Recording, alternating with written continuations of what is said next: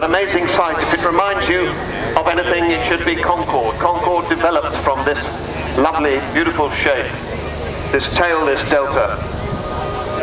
When she first flew in 1952, she created an extraordinary reaction. Within 10 hours, it was quite clear that she was as maneuverable as a fighter.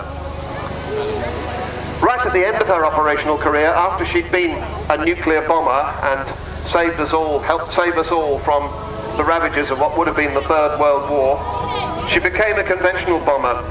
And in 1982, Vulcan 607 hit the centre line of Port Stanley runway in the Falkland Islands with one bomb and the edge of the runway with another, making the runway unusable for Argentine fast jets. And until the Gulf War, it was the longest bombing raid in history, 7,760 miles round trip. That's further than from here to Santiago in southern Chile. Here she comes in straight towards us.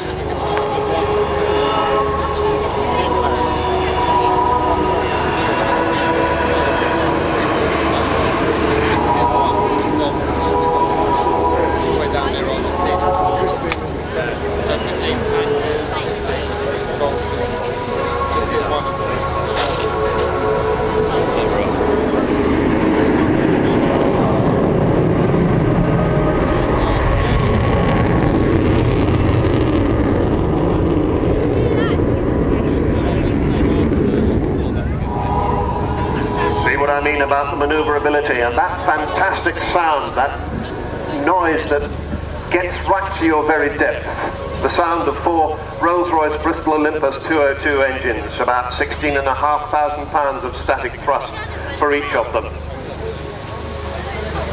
Same engines, or rather developed version of those same engines, also powered Concorde.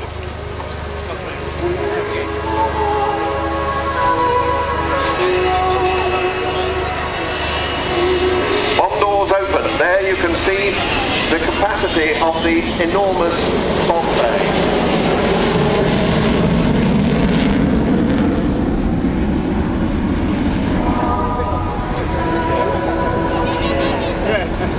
That was the bomb bay that carried those 21 1,000-pound bombs all the way to the Falkland Islands from Ascension.